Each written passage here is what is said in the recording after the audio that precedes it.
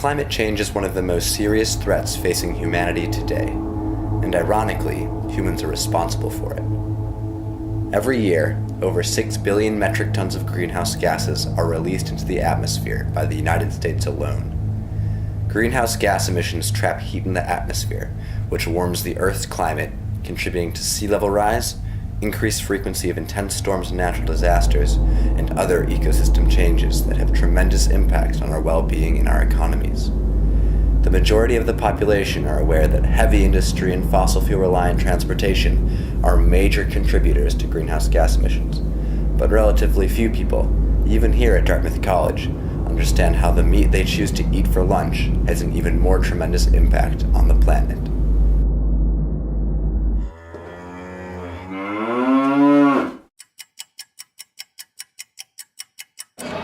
I'm eating meat. 2 bagels from Foco that I hated. Fried pieces of chicken. Some salad. Eating salads. Just this pizza that I got for free. Chocolate milk. Ham, turkey. Most meats. I like steak a lot. Yeah. I love steak. Soba noodles with flank steak. It was the special in Collis today.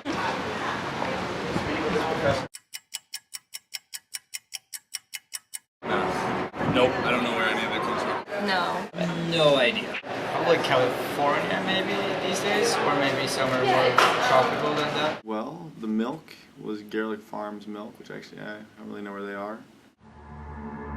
The livestock industry accounts for 18% of global greenhouse gas emissions, including 9% of all carbon dioxide and 37% of all methane emissions.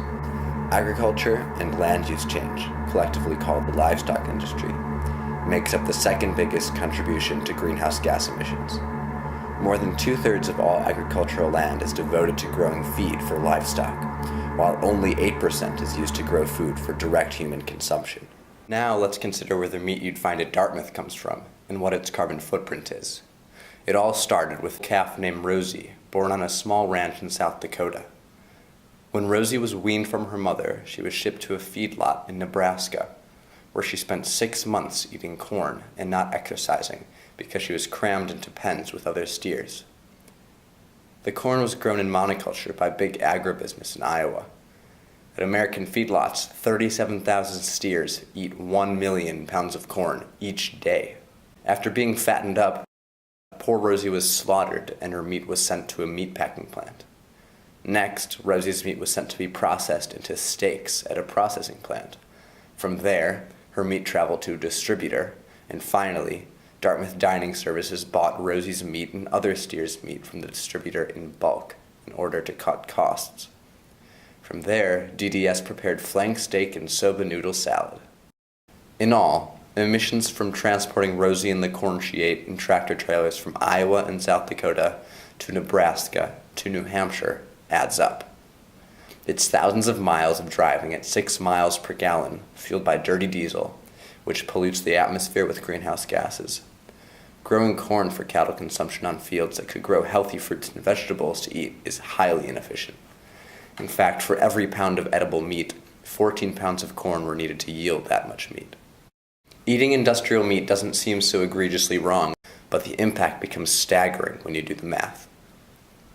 300 flank steak and soba noodle salads were sold on Tuesday at Collis. Now consider the other 4,000 colleges and universities throughout the U.S. and the 17 million hungry students that attend them. If they aren't eating flank steak, they're certainly eating burgers. And next add all the high schoolers and middle schoolers and kindergartners who eat processed meat in federal school lunches. It adds up rapidly. At Dartmouth, we are required to have a meal plan. We pay over $12,000 for food over our time here. Dartmouth Dining Services is generally receptive to our requests and has made notable efforts to lessen their environmental impact. But there is plenty of room for improvement. By shifting Dartmouth's meat purchasing to local, grass-fed meat only, we can reduce carbon and methane emissions. Being aware of how you fit into the global system of food production and how it contributes to climate change is important for your health, Dartmouth's health, our nation's health, and most importantly, the health of our planet. So the next time you take a bite out of your Big Mac, just take a second to pause and think.